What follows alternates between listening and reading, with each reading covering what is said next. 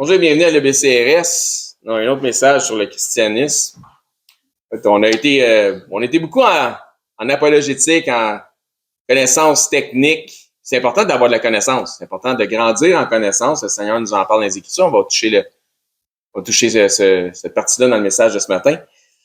Et le titre du message de ce matin s'intitule « Excuse ou exception ».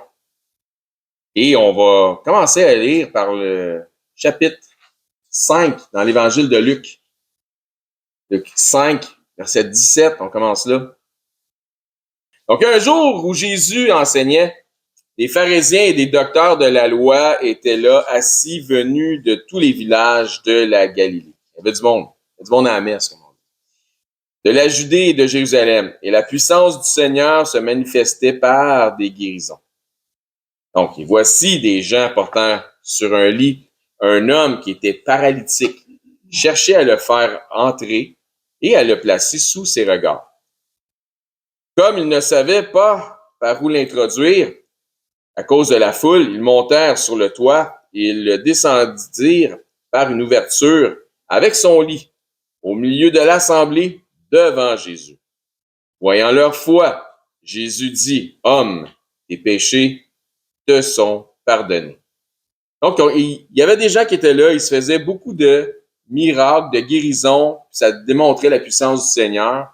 Et qu'est-ce que Jésus considère plus important qu'une guérison? Le salut de l'âme. Donc, le pardon est plus important que la guérison physique. Okay? Donc, les scribes et les pharisiens se mirent à raisonner et à dire, qui est celui-ci qui profère des blasphèmes? Parlant de Jésus, toi, il l'accuse d'être un blasphémateur. Pourtant, Jésus n'a jamais péché. Voilà la logique des choses. Qui peut pardonner les péchés si ce n'est Dieu seul? Il avait raison.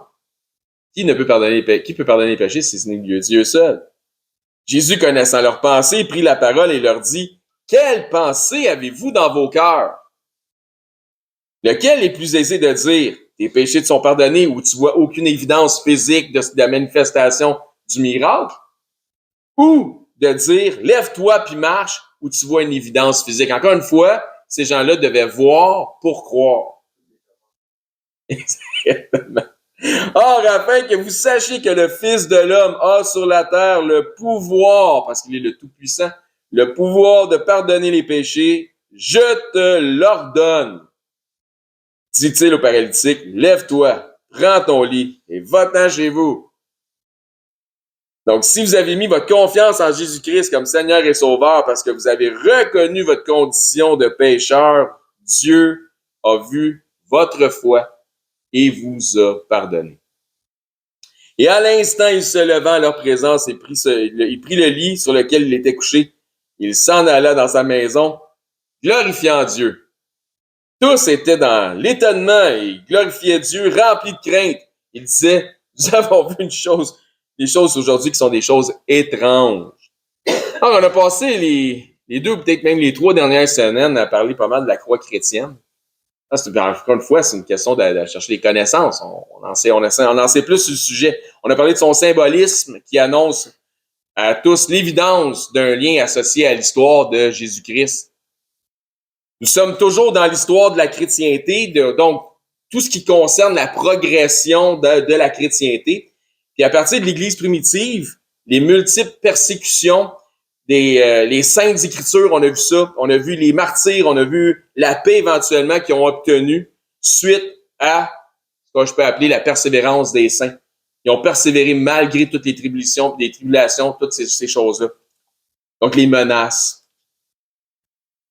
On ne peut certainement pas passer sous silence le sujet du plus populaire étendard qui soit lié à la chrétienté, c'est-à-dire la croix christique. On a même du monde dans notre assemblée qui s'appelle la croix, de la croix, de la Cruz. OK? Donc, son image est apparue à l'aube du 4e siècle, et ça de plusieurs manières symboliques, en signes, en images, en sculptures, en travaux d'artisans. En même temps, c'est pas très compliqué, comme je l'ai déjà expliqué, à reproduire ou à représenter. Il s'agit de 2 pièces de bois croisées. Même un enfant pourrait faire un petit truc comme ça. C'est très, très simple. Donc, la croix est venue avec la permissivité de la pratique de la chrétienté. Avant ça, l'iconographie ou l'image de la croix n'était pas tellement là. C'est plus subtil, les images qui représentaient la chrétienté. Donc, c'est-à-dire que suite à la légalisation mondiale pour le monde connu de l'époque où Rome dominait partout, de droite pratique, elle est venue suite à la fin des tribulations contre les disciples de Christ. Autrement dit, je crois qu'elle serait venue bien avant puis bien plus tôt si ça n'avait pas été du fait que les chrétiens avaient été autant persécutés, s'ils avaient dû se cacher pour se réunir afin de pratiquer leur réunion, leur rassemblement, pratiquer la Pâque, puis la communion, etc. Donc, la croix christique était vouée tôt ou tard à faire son apparition. Mais elle a eu un coup de main par, justement, Helena, la mère de Constantin. Et c'est vraiment, vu qu'elle avait tous les pouvoirs impériaux, hein, puis ça lui donnait un engouement pour cette image-là.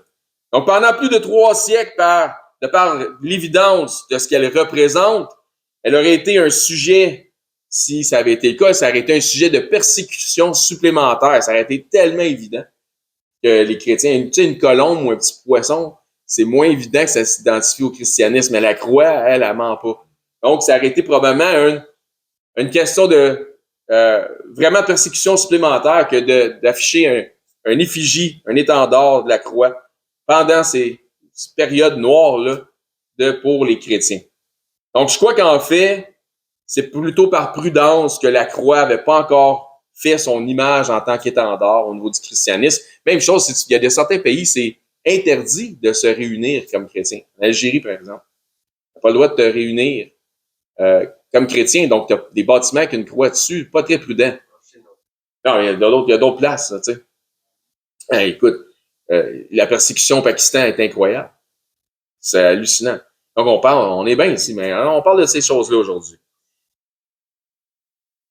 Donc, je veux dire, avant ça, les éléments d'identification qui au christianisme étaient secrets. Hein, ils étaient plus subtils, comme étant seulement connus par quelques initiés. Juste, c'était chrétien, tu le savais, mais les autres n'étaient pas au courant que ça représentait le christianisme. Une croix, tout le monde aurait pu le comprendre assez rapidement.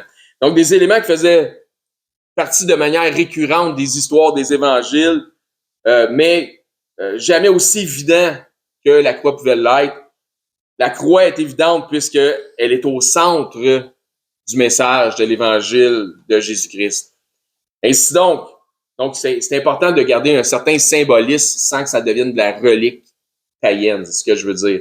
Ainsi donc, la croix fait enfin librement son apparition. Elle déclare au monde entier la victoire du christianisme sur ce monde de ténèbres lié aux multiples adorations païennes. Donc, je dis que c'est un monde de ténèbres qui est lié aux multiples adorations païennes qui étaient dans le temps, dans l'époque, la Rome. C'était païen au bout, là. C'est les anciens dieux grecs qui étaient devenus les dieux romains. C'est comme si son image était demeurée en dormance avant d'être là, parce que sinon, ça aurait pu créer davantage de conflits. Ce que je veux dire, c'est que la croix aurait dû être et pu être, depuis les débuts de l'image représentant les chrétiens, au lieu du poisson, le ichtus, ou la colombe. À la différence des poissons ou de la colombe, la croix ainsi que la résurrection de Christ, donc la croix et la résurrection de Christ, sont définitivement les deux éléments combinés qui pointent le plus vers le message de l'Évangile. La croix vide pointe à elle seule, à la résurrection de Christ. Le fait qu'il n'est plus là, c'est qu'il est enterré. Mais l'étendard démontre la victoire que ça représente. Ainsi donc, on arrive au temps où les chrétiens ont plus besoin de se cacher. Imaginez qu'à l'époque, ils devaient se réunir, en cachette. Imaginez, là, si on était réunis aujourd'hui, mais en cachette. Ce serait pas pareil, hein? Imaginez qu'au moment de l'édit des permissivité, certains portaient encore les marques de fouet qu'il y avait eu pendant que c'était pas permis. Il avait été fouetté. Puis là, tout d'un coup, il arrive cette permissivité-là, puis ton dos est marqué de l'époque où c'était pas permis. Donc, Malgré tout, malgré le fouet, malgré la menace, malgré tous ces gens-là sont quand même demeurés fidèles au Seigneur. Donc, je répète ça. Imaginez qu'à l'époque, ils devaient se réunir en cachette. Imaginez qu'au moment de l'édit de permissivité, certains portaient encore les marques de fouet en stigmates, en cicatrices, dues à la période d'interdiction de pratiques religieuses.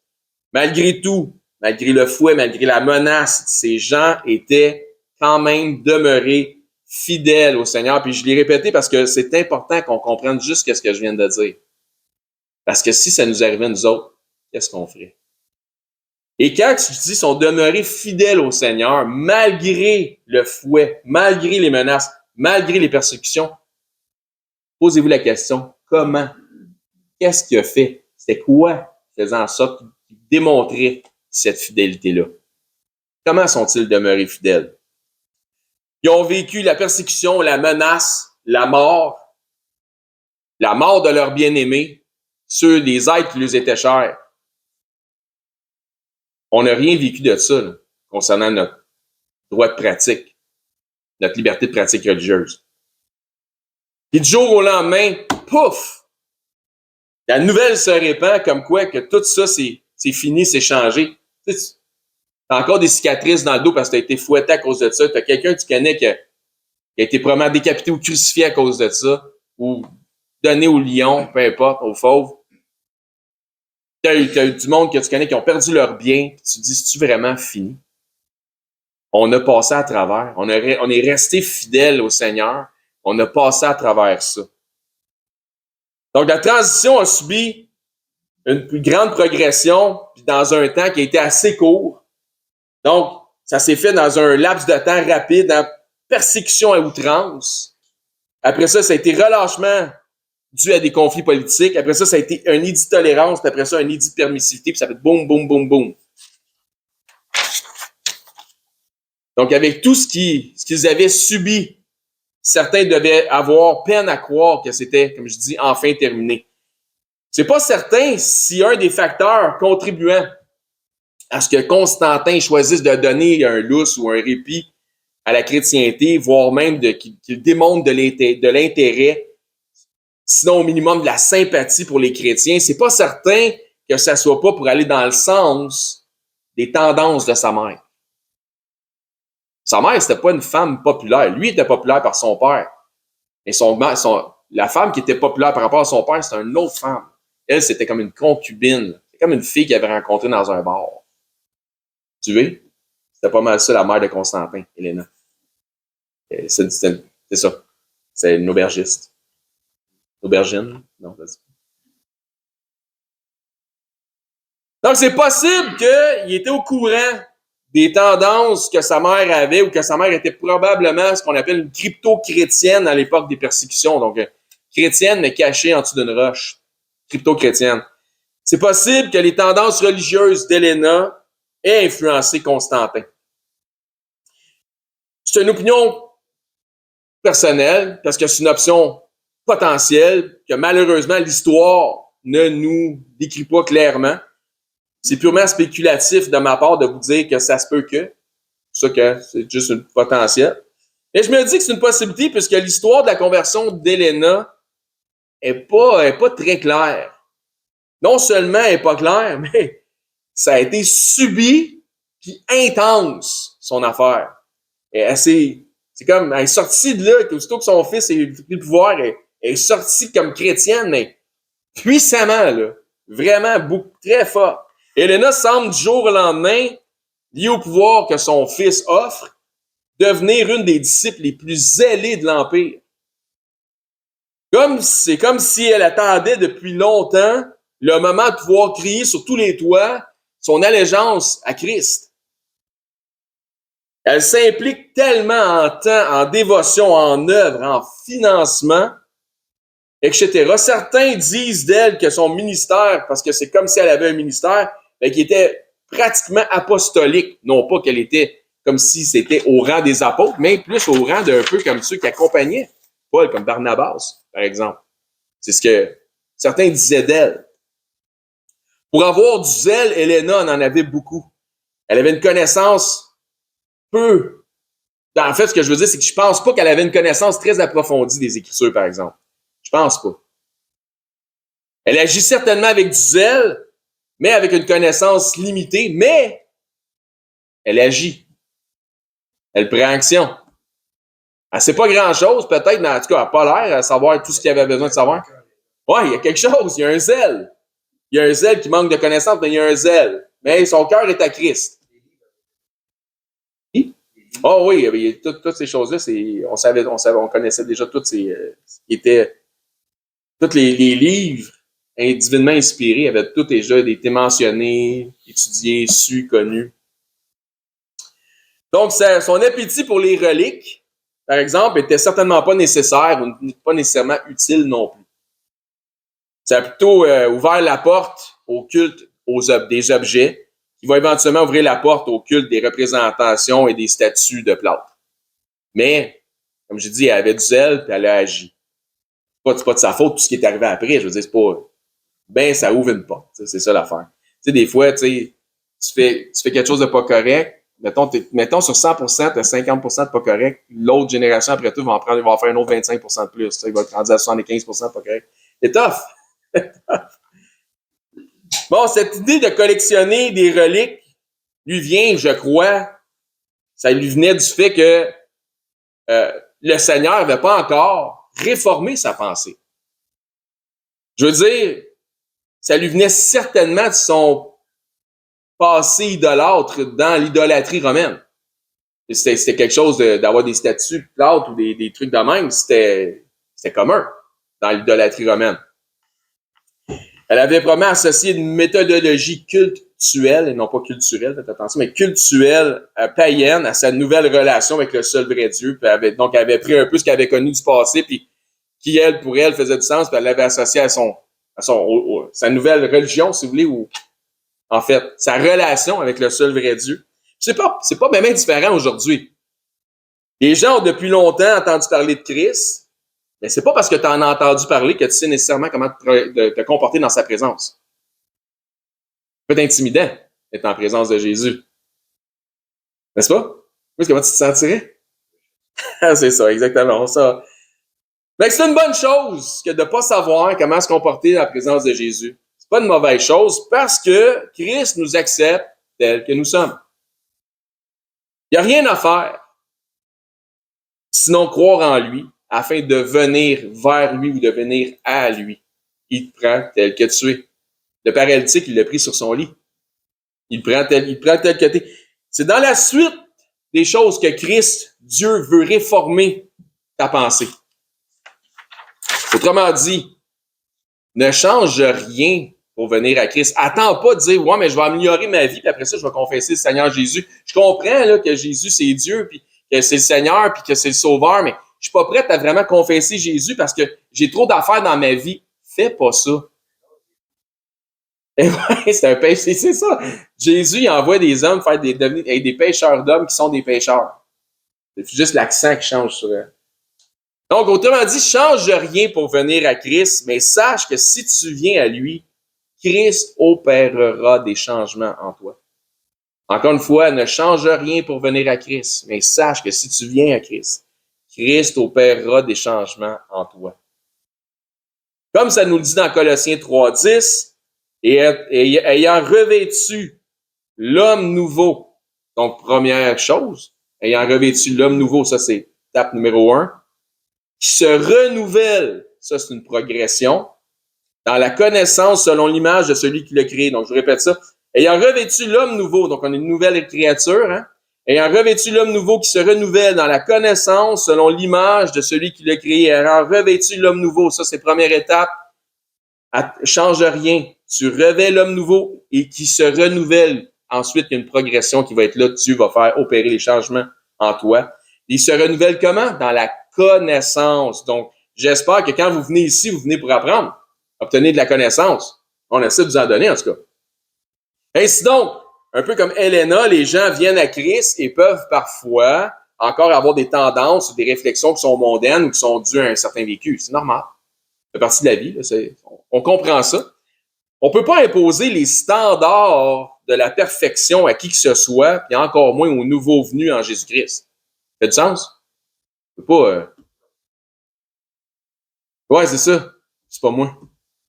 Moi, je suis pas parfait. C'est Jésus qui était parfait, mais à part de ça, il n'y en a pas un de nous autres qui arrive à cette stature. Mais on tend vers la perfection. C'est pour ça qu'on progresse. Donc, c'est pourquoi le Seigneur, par le discernement de Paul, nous dit dans Romains 14:1, faites accueil à celui qui est faible dans la foi et ne discutez pas sur les opinions. Maintenant, il y a une progression, hein, on ne tombe pas dessus les nouveaux. Tu sais, quand ils arrivent, tu ne lui demandes pas un standard de perfection en arrivant. Faites accueil à celui qui est faible dans la foi. Puis quand que ça dit le faible dans la foi, je vais vous traduire ça de la façon suivante. Le faible dans la foi, c'est le nouveau. Il n'y a pas d'autres personnes qui devraient être faibles dans la foi qu'un nouveau dans la foi.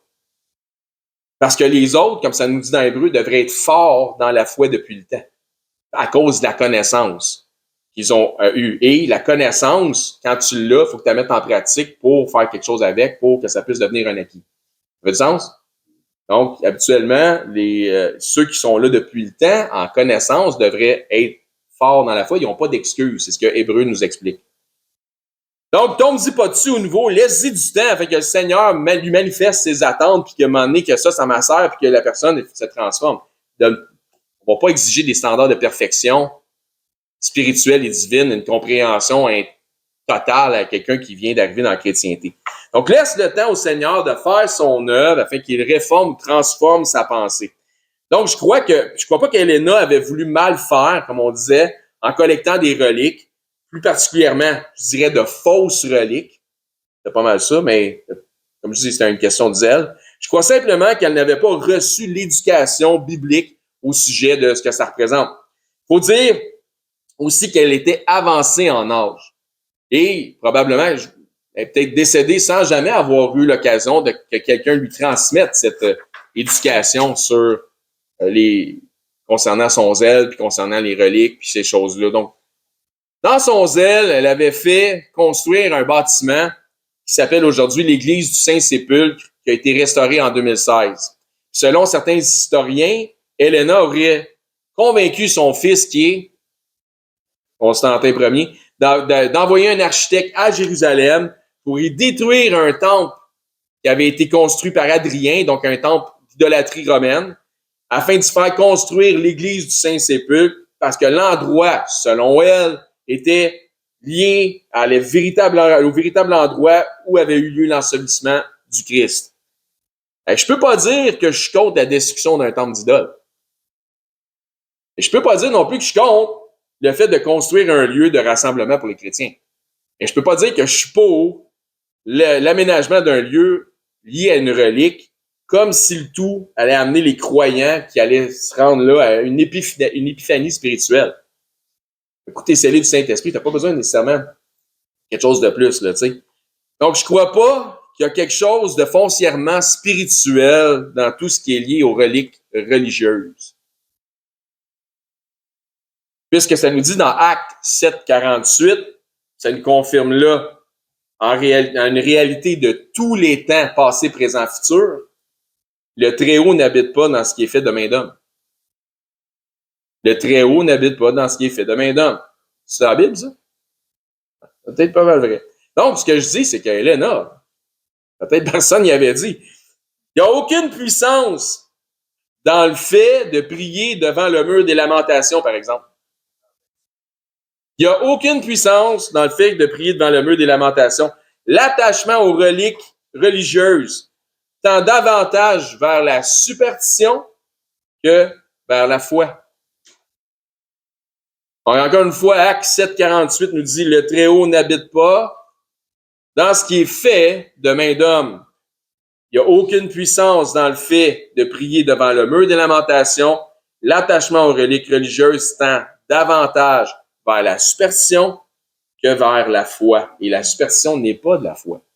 C'est de la superstition. Si tu veux avoir une épiphanie spirituelle, tu n'as pas besoin d'aller faire le chemin de Compostelle ou de descendre à Jérusalem ou en Judée ou en Israël. Je vais te dire comment faire. Tu es prêt? Lis ta Bible. Étudie les Écritures. Assemble-toi avec les frères. Écoute la prédication de la parole. prie, médite, aie la foi au point de la mettre en pratique. Sept éléments, si tu es fait, je te garantis des révélations divines. Je te garantis une ouverture d'esprit spirituel. Lis, étudie, assemble-toi, écoute, prie, médite, mets en pratique. C'est sûr que si tu fais ça, une base régulière, tes yeux spirituels vont s'ouvrir d'une façon incroyable. Là, tu vas l'avoir l'épiphanie, c'est exactement ça. Parce que Dieu veut te révéler ou se révéler à nous tous, et c'est particulièrement de cette manière, de ces manières-là, que Dieu choisit de le faire. Lis, étudie, rassemble-toi, écoute, prie, médite, puis mets en pratique. Puis répète. Ça recommence. Tu vas en avoir des épiphanies. Dieu veut renouveler notre compréhension des choses. Il veut qu'on laisse les choses du monde, qu'on délaisse les choses du monde pour adopter les choses qui appartiennent à son royaume. Chercher d'abord le royaume de Dieu et sa justice. Mais comment est-ce qu'il veut qu'on procède pour abandonner les choses ou délaisser les choses du monde, puis s'attacher aux choses qui concernent son royaume? Il nous donne une méthodologie. Il dit, lis, étudie, assemble-toi avec tes frères, écoute la prédication de la parole de Dieu, prie, médite, puis mets en pratique ma parole. En faisant ça, si tu participes, tu vas t'attacher aux choses du royaume, puis je vais renouveler ton entendement. Il veut qu'on passe de la vision charnelle et limitée à la vision spirituelle concernant les choses qui sont éternelles. Et puis comment? Vous ne devinerez jamais. Lis, étudie, assemble-toi avec les frères, écoute la parole de Dieu, la prédication de la parole, prie, médite ce que tu entends, médite ce que tu lis, puis mets ça en pratique, puis recommence. C'est comme ça que Dieu, va se révéler davantage à toi. Donc, avant l'édit de permissivité, de pratique du christianisme, ce qui est intéressant de noter, c'est que les disciples de l'époque mettaient leur vie en danger pour la cause de Christ. Je pense qu'on l'a compris, ça, dans les études qu'on a faites. Certainement, si leur vie n'était pas en danger, leur bien-être était probablement en danger. Leurs avoirs, ça peut être des persécutions, ça peut être le fouet, c'est ce qu'on a dit tantôt, là, tu sais. Et où je veux en venir, c'est que leur vie n'était pas en danger juste par le fait qu'ils étaient chrétiens. C'est pas parce qu'ils étaient chrétiens, point à la ligne, que leur vie était en danger. Je sais pas si vous me suivez. Bon, vous allez me suivre, vous allez voir. Suivez-moi. Mais leur vie est en danger à cause, si je peux l'exprimer ainsi, à cause du style de vie qui est lié à la chrétienté. Je sais pas si vous comprenez la différence. À cause de que quand tu es chrétien, il y a des actes puis il y a des œuvres. Les actes puis les œuvres manifestent que tu es le chrétien. Si tu es juste chrétien et tu ne fais pas d'actes, tu ne fais pas d'œuvres, il n'y a pas de danger.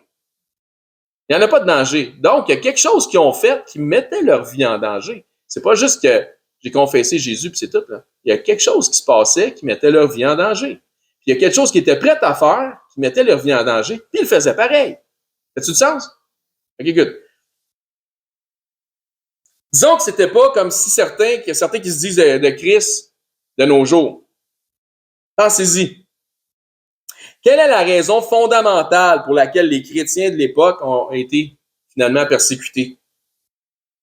Parce qu'ils étaient chrétiens? Et seulement parce qu'ils étaient chrétiens? C'est-tu vraiment juste ça?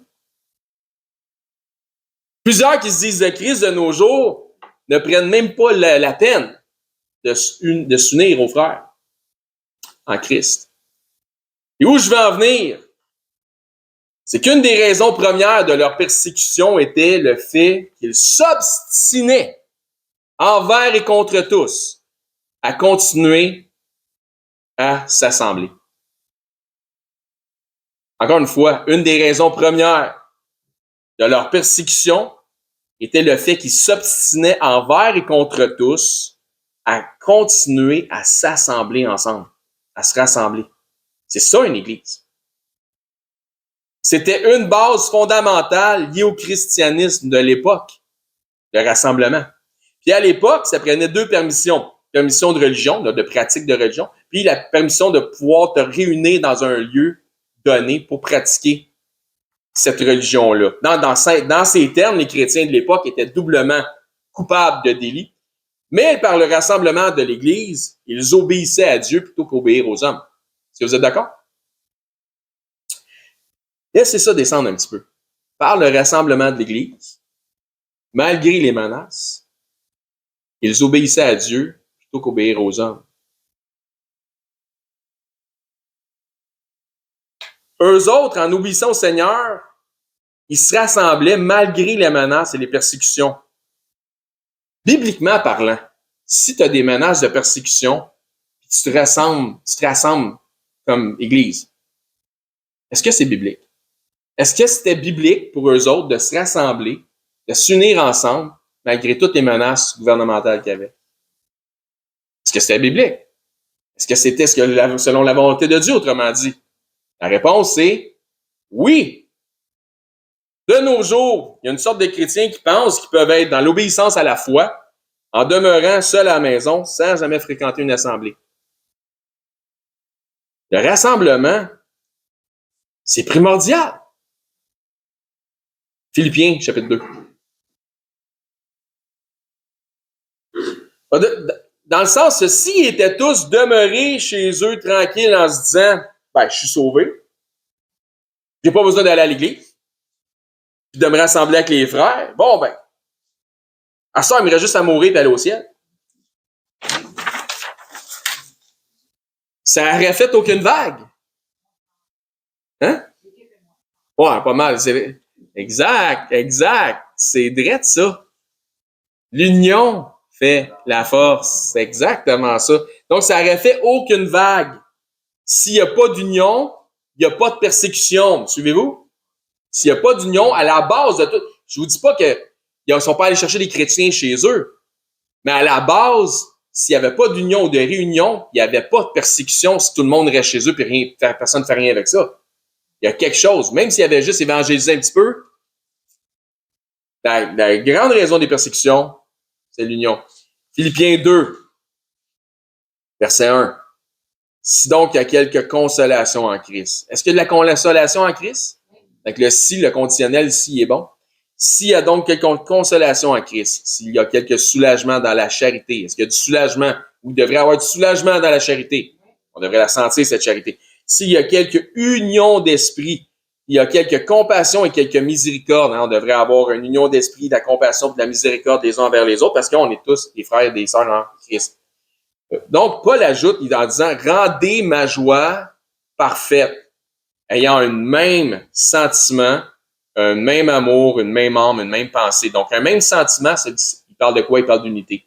Un même amour, unité, une même âme, unité, une même pensée, unité, unité, unité.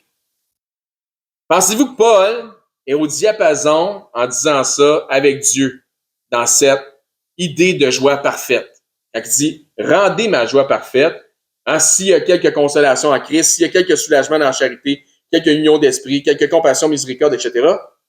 Quand Paul dit « Rendez ma joie parfaite », pensez-vous qu'il est au diapason avec la pensée de Dieu en disant ça?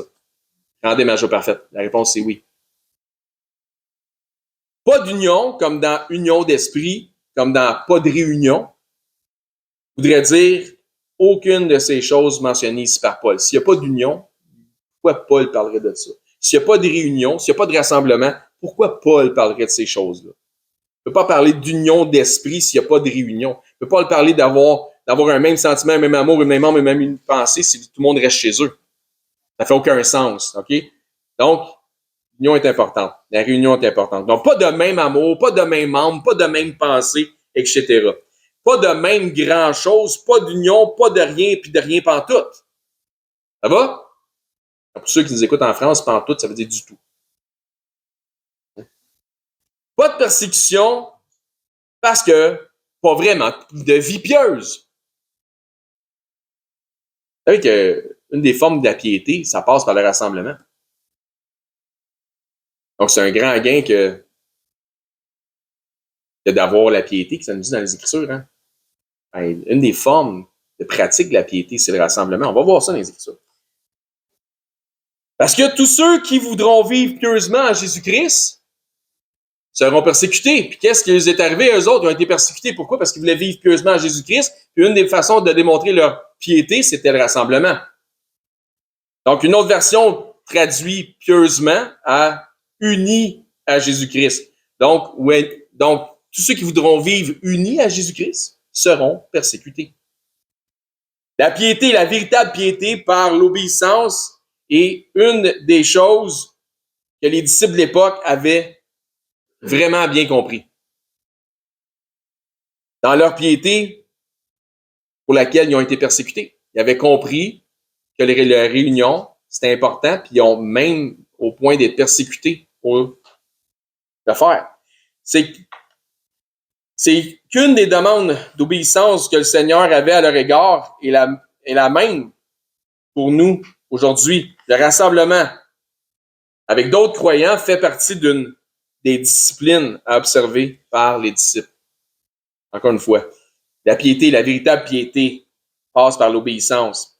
Et une des choses que les disciples de l'époque avaient bien compris dans leur piété pour laquelle ils ont été persécutés, c'est que une des choses qu'ils ont compris, c'est que une des demandes d'obéissance que le Seigneur avait à leur égard est la même pour nous autres aujourd'hui. Le rassemblement avec d'autres croyants fait partie d'une discipline à observer par les disciples. T'es pas un disciple au sens du mot, là. T'es pas un disciple au sens du mot si tu reçois pas des enseignements disciplinaires. J'ai jamais vu quelqu'un devenir ceinture noire restant chez eux, qui est au dojo. Là. Tu comprends ce que je veux dire? C'est une discipline. Le rassemblement est une discipline pour ceux qui sont de ses disciples. C'est en obéissance à Dieu que les chrétiens de l'époque se rencontraient. C'est en obéissance à Dieu, j'espère que vous êtes ici ce matin. C'est en obéissance à Dieu que les croyants d'aujourd'hui devraient venir assister aux rencontres. Pas obligé d'être en accord avec 100% de tout ce qui se dit ou 100% du protocole d'opération ou de trouver tout le monde beau, fin et gentil. C'est pas obligé. Mais parce que je te dirais, cherche pas la perfection, on en parlait tantôt, cherche pas la perfection parce que tu la trouveras pas. Dans le domaine de l'imperfection, dis-toi que tu fais partie du problème. C'est sûr. Imaginez être parmi les chrétiens de l'époque. Imaginez-vous, là. Mettez-vous là, on va se mettre là-dedans. OK, comment, tout le monde? Imaginez-vous faire partie des chrétiens de l'époque. Puis là, c'est dimanche. Et vous vous préparez pour aller à votre lieu de rassemblement, tout en dimanche. Probablement secret, caché quelque part, sachant pertinemment qu'il pourrait y avoir des conséquences possibles. Et vous y allez en dépit du fait que peut-être vous allez finir par être brûlé vif parce que tu y vas, ou fouetté, ou tué, ou emprisonné, dépouillé. Imaginez, seriez-vous ici ce matin? Il faut se questionner. Ça démontre à quel point le rassemblement était crucial pour les chrétiens de l'époque. Ben, je vous dirais qu'il n'y a rien qui devrait avoir changé. Ils avaient l'affaire, eux autres. Ils avaient compris quelque chose. La question que je me pose est, pourquoi est-ce qu'on n'a pas le même zèle dans la chrétienté de nos jours? Pourquoi n'avons-nous pas le même souci d'obéissance envers, et je généralise, là, mais pourquoi, je dis pas que c'est tout le monde de même, mais pourquoi on n'a pas le même souci d'obéissance envers celui qu'on appelle notre Seigneur? Bibliquement parlant, ça n'existe pas un chrétien qui reste chez lui physiquement isolé des autres chrétiens. Encore une fois, bibliquement parlant, ça n'existe pas. Quelqu'un qui se dit chrétien, disciple, puis qui reste chez eux isolé de tous les autres chrétiens. Encore une fois, généralise. On peut parler d'exception tant qu'on voudra, mais de façon générale. Les proverbes nous enseignent que celui qui s'isole s'obstine contre toute raison, donc il a tort de s'isoler. Et il suit sa pente descendante, il suit son inclinaison, donc il s'auto-détruit en restant isolé des autres. La sagesse des proverbes, il faut considérer ce que ça nous dit. Encore une fois, est-ce qu'il peut y avoir des exceptions? La réponse, c'est oui. C'est pour ça que je dis que je généralise. Il peut y avoir des exceptions. Mais, même le paralytique, a trouvé le moyen de passer par le toit pour venir voir Jésus. Vrai? Approche, hein? Si le paralytique peut... Non, on va dire ça. Si la paralysie peut davantage te donner le goût d'aller voir Jésus, Dieu est capable. Tu as dit dans les Écritures, c'est pourquoi plusieurs d'entre vous ne discernez pas le corps de Christ. Pourquoi plusieurs d'entre vous sont malades et d'autres sont morts. C'est ça, descendre un petit peu. Le rassemblement fait partie des œuvres que Dieu a préparées d'avance afin que nous les pratiquions. Tu sais, on n'est pas sauvé par les œuvres, mais on est sauvé pour les œuvres que Dieu a préparées d'avance. Ben, le rassemblement fait partie des œuvres que Dieu a préparées d'avance afin que nous les pratiquions. Donc, Dieu a préparé des œuvres d'avance afin que nous les pratiquions, c'est ce que ça nous dit. Il ne devrait pas s'agir d'une œuvre de la chair que de se rassembler, mais d'une œuvre de la foi. Pas une œuvre de la chair, mais une œuvre de la foi. C'est la foi qui devrait assembler les chrétiens. Le rassemblement fait partie des œuvres que Dieu a préparées d'avance afin que nous les pratiquions. Il ne devrait pas s'agir d'une œuvre de la chair, mais d'une œuvre de la foi, car c'est la foi commune qui devrait rassembler les chrétiens. Ça a du sens? Est-ce qu'encore une fois, il peut y avoir des exceptions? Certains ont plutôt des excuses, mais qui ne font pas partie des exceptions. Pensez au paralytique qui est descendu par le toit. Certains ont plutôt des excuses, mais qui ne font pas partie des exceptions. Si ton Jésus peut même pas t'emmener à l'église quand il veut que tu ailles à l'église, puis c'est pas mal un commandement, puis ces commandements sont pas pénibles, de quel Jésus on parle? De quel Jésus on parle? Je voudrais savoir. 100% du concept de l'Église. Jésus a dit, je bâtirai mon Église. Et les portes d'enfer ne prévaudront pas contre elle. Il est mort pour ça. 100% du concept de l'Église tourne autour du fait d'être assemblé. C'est tourné dans Hébreux 10. On va pouvoir terminer en lisant Hébreux 10. Une Église, par définition, c'est une assemblée. C'est un privilège que de pouvoir s'assembler. Comme souvent, Marc, il prie, il dit merci Seigneur, pour le privilège de pouvoir s'assembler. C'en est encore un davantage, un privilège, que de pouvoir le faire sans être persécuté. Gloire à Dieu pour ça. C'est encore un privilège que de pouvoir s'assembler sans avoir peur de tout perdre, de te faire arrêter, de te faire fouetter, de te faire mettre en prison, etc. Nous avons ce privilège ici en Amérique du Nord et certains qui se disent de Christ, et c'est honteux à le dire, méprisent le privilège. Bon, on sent qu'il y en a qui aimeraient être à votre place dans d'autres pays. À notre place, en fait. Ainsi, ils méprisent l'Assemblée. Et si tu méprises l'Assemblée, tu méprises le rassemblement des frères, donc tu méprises les frères. Ce qui vient à mépriser le corps de Christ, puis par la bande, tu méprises qui ou quoi? Tu méprises le Seigneur. Donc, en terminant, lisons quelques passages de l'Épître aux Hébreux. Hébreux 10, verset 24. Veillons les uns sur les autres pour nous exciter à la charité et aux bonnes œuvres. Pour veiller les uns sur les autres, il faut au minimum être les uns avec les autres. Vrai ou vrai? OK. Ensuite, il parle de nous encourager aux bonnes œuvres. Il dit nous exciter à la charité, nous exciter aux bonnes œuvres. Le contraire d'une bonne œuvre serait quoi? Une mauvaise œuvre. OK. Bon. Il mentionne clairement que qu'il y a une de ces bonnes œuvres, contraire à une mauvaise œuvre, à mettre en pratique. Il la mentionne dans le verset suivant. L'avez suivi? Verset 25. N'abandonnons pas notre assemblée. Je vais vous exciter aux bonnes œuvres. Une bonne œuvre, c'est le contraire d'une mauvaise œuvre. Puis là, il va expliquer qu'il y a une bonne œuvre. N'abandonnons pas notre assemblée. Ça, c'est une bonne œuvre, de ne pas abandonner notre assemblée. Comme c'est la coutume de quelques-uns, ça, c'est une mauvaise œuvre. Mais exhortons-nous, tantôt, il disait, je veux vous exciter aux bonnes œuvres. Il dit, exhortons-nous, encourageons-nous réciproquement les uns les autres, et cela d'autant plus que vous voyez s'approcher le jour. Dieu nous a sauvés par la foi.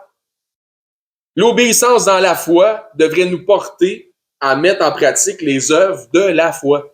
Et une des œuvres que Dieu a préparées d'avance, C'est de se rassembler. Donc, une des œuvres de la foi est de demeurer unis au rassemblement des frères dans un corps local. Donc, gloire à Dieu, tous ceux qui sont ici au juste ce matin, tu sais, que vous êtes fidèles, c'est génial. Donc, continuons notre lecture au verset 33. Verset 33, on saute de verset.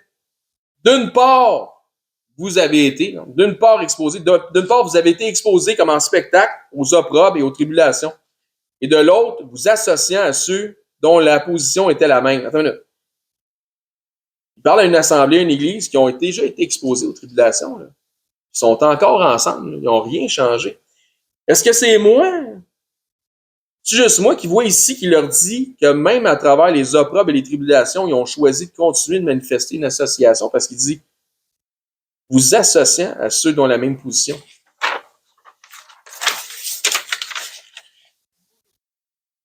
Ah, l'amour de Dieu est fort. L'amour de Dieu nous vient de porter l'amour des frères. L'amour du corps de Christ. Toutes ces choses-là, parce que tu vas aimer ton prochain comme toi-même, mais imagine comment tu dois aimer les frères. Hébreux 10, verset 34, première partie du verset. En effet, vous avez eu de la compassion pour les prisonniers. Tu sais, certains frères en Christ avaient été faits prisonniers pour la cause de Christ. Tu sais, quand je dis non, je disais tantôt, il peut-y avoir des exceptions? En voilà une, parce que quand tu es en prison, c'est dur d'aller à l'église. OK? Verset 34, deuxième partie du verset. Et vous avez accepté, comment? Avec joie, l'enlèvement de vos biens, sachant que vous avez des biens meilleurs qui durent toujours. Sentez-vous persécutés, vous autres, au Québec, à venir à l'église? Pas tant, hein? Si c'est le cas, ça n'a sûrement rien à voir avec ce que les autres vivaient. On va dire, si tu te sens persécuté, ça va pas bien. Si on vous en imposait autant, auriez-vous la persévérance avec joie? Avec joie. Dans le verset suivant, il va ramener un terme qu'on a vu au verset 25 en disant, quand ça disait « N'abandonnez pas votre assemblée », puis je crois que le terme fait écho à celui de l'exhortation. Donc, il disait au verset 35, « N'abandonnez donc pas votre assurance. » Tantôt, il dit « N'abandonnez pas le rassemblement de vous-même. » Il dit « N'abandonnez pas votre assurance à laquelle est attachée une grande rémunération. Car vous avez besoin de persévérance afin qu'après avoir accompli la volonté de Dieu, qui est de rester ensemble, de s'unir ensemble, vous obtenez ce qui vous a été promis. Donc, Dieu, selon sa volonté, donc la volonté de Dieu, est que nous soyons liés, unis dans une assemblée. Verset 37, encore un peu de temps. Celui qui doit venir viendra, il ne tardera pas. Donc, je vous disais aussi plutôt que de venir à l'église ou en église est une œuvre de la foi. Mais regardez bien ce qu'il dit ensuite au verset 38. Et mon juste vivra par la foi. Fait écho à Habakkuk 2,4. Mais s'il se retire, mon âme ne prend point plaisir en lui. Donc, je vous encourage, je vous exhorte, et si je puis, je voudrais vous exciter, comme ça dit dans verset 24 de Hébreux 10, à une bonne œuvre. Déterminez de mettre vos priorités à la bonne place. Déterminez de mettre vos priorités à la bonne place. Cherchez d'abord, first thing first, le royaume de Dieu et sa justice. Ici, particulièrement les dimanches, c'est la bonne place. Cherchez à tasser davantage les activités du monde pour obéir à la voix du Seigneur que de tasser le Seigneur pour pratiquer les activités du monde en discernant entre une exception et une excuse. OK? Donc, je répète ça. Cherchez à tasser davantage les activités du monde pour obéir à la voix du Seigneur que de tasser le Seigneur pour pratiquer les activités du monde en discernant entre une exception et une excuse. Ça, c'est entre vous et le Seigneur en passant. Donc, conclusion de notre message de ce matin. Exception ou excuse ou exception, il va toujours y avoir des exceptions, des conditions de santé, des questions de voyage, isolement forcé, etc. Il va toujours y avoir des exceptions. Chose certaine, venir à l'Église ne devrait pas être une corvée en soi, mais ça devrait être un événement qu'on anticipe. Olivier me disait ce matin, mon jour le favori, c'est le dimanche matin. Tu parles d'un bon esprit, toi. Donc, ça devrait être un événement qu'on anticipe. Je pourrais pas véritablement vivre ma vie de chrétien sans venir à l'Église. Ça ferait aucun sens. Ça fait partie du christianisme, ça fait partie du style de vie des chrétiens, et ce, envers et contre tous, et même sous la menace de persécution. Bonjour, ici Éric, ancien et enseignant du ministère de l'EBCRS. J'aimerais d'abord vous remercier de vous intéresser à l'œuvre de notre ministère ainsi qu'à la chaîne sur laquelle on distribue notre matériel. Si, suite à une de nos prédications, vous réalisez que vous n'avez jamais fait du Seigneur Jésus le Seigneur de votre vie, le Sauveur de votre âme, mais que vous réalisez aussi que vous avez vraiment besoin de vous tourner vers lui afin de sécuriser votre éternité, je crois que ce segment de vidéo s'adresse à vous, puisque la Bible nous déclare cette vérité. Dans 1 Timothée au chapitre 2, à partir du verset 3, ça nous dit que Dieu est notre Sauveur et que dans cette optique, Dieu souhaite que tous les hommes soient sauvés et que tous les hommes parviennent à la connaissance de la vérité. Et ça nous dit aussi car il n'y a qu'un seul Dieu et un seul médiateur entre Dieu et les hommes, et c'est Jésus-Christ qui s'est lui-même fait homme. Et ça nous dit que Jésus-Christ s'est fait homme afin de lui-même se donner en rançon pour le rachat de tous. Jésus a dit en conversant avec ses disciples qu'il est le chemin, la vérité et la vie, et que nul ne vient au Père, c'est-à-dire à Dieu, qu'à travers la foi en Jésus lui-même. C'est la seule façon.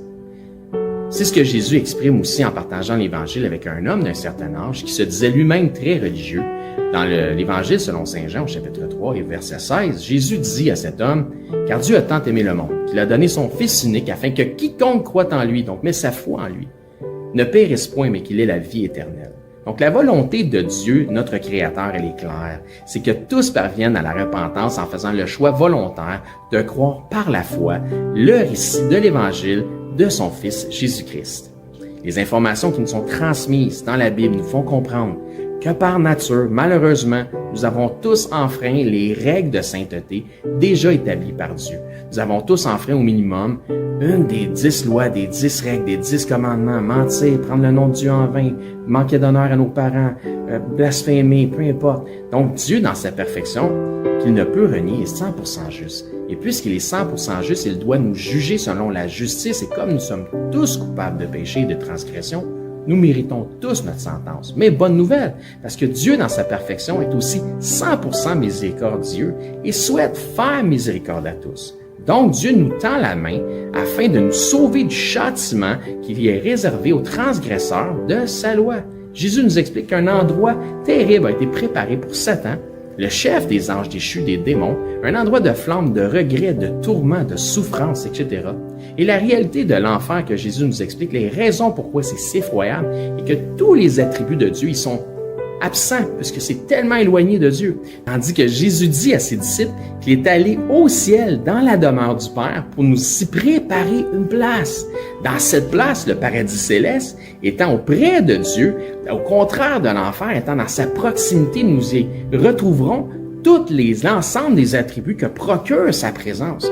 La joie, l'allégresse, l'amour, le bonheur, mais dans une proportion qui est inexprimable et incompréhensible pour les simples charnels que nous sommes présentement, dans une façon que les mots ne peuvent pas exprimer. La Bible déclare que le salaire du péché, c'est la mort, et non seulement la mort physique, mais aussi la mort spirituelle. Et que la mort spirituelle est une incapacité à avoir accès à Dieu. C'est une séparation d'avec Dieu. La Bible déclare dans Romains chapitre 6, 23 que le salaire du péché, c'est la mort, mais que le don gratuit de Dieu, c'est la vie éternelle en Jésus-Christ, notre Seigneur. La vie éternelle est donc un cadeau que Dieu vous fait, qui est accessible pour tous, dans la mesure où chacun accepte de recevoir ce cadeau. Donc, tel un cadeau qui nous est offert, la réalité représente que nous n'avons pas d'effort ou d'œuvre à faire utile pour recevoir ce cadeau. Sinon, ça ne serait pas un cadeau, mais ce serait un dû. Ainsi donc, il n'y a aucune œuvre que nous pourrions faire pour nous racheter nous-mêmes de nos fautes, de nos transgressions ou de nos péchés que nous avons commis contre Dieu. L'œuvre utile pour notre rachat a été accomplie par Dieu en la personne de son Fils Jésus-Christ lorsqu'il a pris notre place sur la croix. Ce qui a été entièrement confirmé aussi pour notre justification à la résurrection des morts après 3 jours et 3 nuits au tombeau. Ainsi donc, la Bible dit que pour être sauvé, de la mort et de l'enfer, c'est-à-dire afin d'avoir la vie éternelle et notre place au ciel, il faut simplement mettre notre foi en Jésus-Christ, le Seigneur. La Bible dit « Crois au Seigneur Jésus et tu seras sauvé ». Mais croire au Seigneur Jésus, c'est important qu'on en parle. Croire au Seigneur Jésus a une signification. C'est simple, mais, comme je dis, important. Cela signifie de croire par la foi dans le récit de l'Évangile de son Fils. Puisque la Bible dit que l'Évangile est la puissance de Dieu pour le salut de quiconque croit. Que dit donc cet Évangile, cette bonne nouvelle, puisque Évangile veut dire bonne nouvelle? Mais Romains, au chapitre 10, nous en parle justement. À partir du verset 8, ça nous dit que cette bonne nouvelle, cette parole, est près de toi, elle est dans ta bouche et dans ton cœur. Or, c'est la parole de foi que nous prêchons. Si tu confesses de ta bouche que Jésus est le Seigneur et que si tu crois dans ton cœur que Dieu l'a ressuscité des morts, tu seras sauvé. Ça nous explique ensuite, car c'est en croyant du cœur qu'on parvient à la justice et c'est en confessant de la bouche qu'on parvient au salut, selon ce que dit les Écritures. Quiconque croit en lui ne sera point confus. Il n'y a aucune différence pour quelque nation que ce soit juif ou grec, puisque tous ont un même Seigneur qui est riche pour tous ceux qui l'invoquent. Car quiconque invoquera le nom du Seigneur sera sauvé. Il ne s'agit donc pas de réciter une prière selon une formule toute faite qui fait la différence, mais bel et bien de mettre sa foi dans le Seigneur Jésus-Christ. Si vous croyez que Jésus-Christ, Dieu le Fils, le ressuscité, est Seigneur et que vous acceptez d'en faire le Seigneur de votre vie, ainsi il devient instantanément aussi le sauveur de votre âme. Si tel est votre cas, gloire à Dieu, vous faites maintenant partie de son troupeau. En tant que nouveau disciple, ce qui est important maintenant, c'est de vous trouver premièrement un enseignant qui enseigne la vérité de la parole de Dieu. Et joignez l'assemblée où cet enseignant œuvre afin d'avoir part à l'amour des frères et de la famille en Christ. Si pour nous vous êtes local, c'est-à-dire par exemple 2 heures de transport et moins, eh bien venez nous voir, ça va me faire un plaisir de vous recevoir et nous pourrons parfaire votre éducation spirituelle selon une saine doctrine des Écritures. Donc c'est là-dessus que je vous dis, soyez bénis et je l'espère, à bientôt.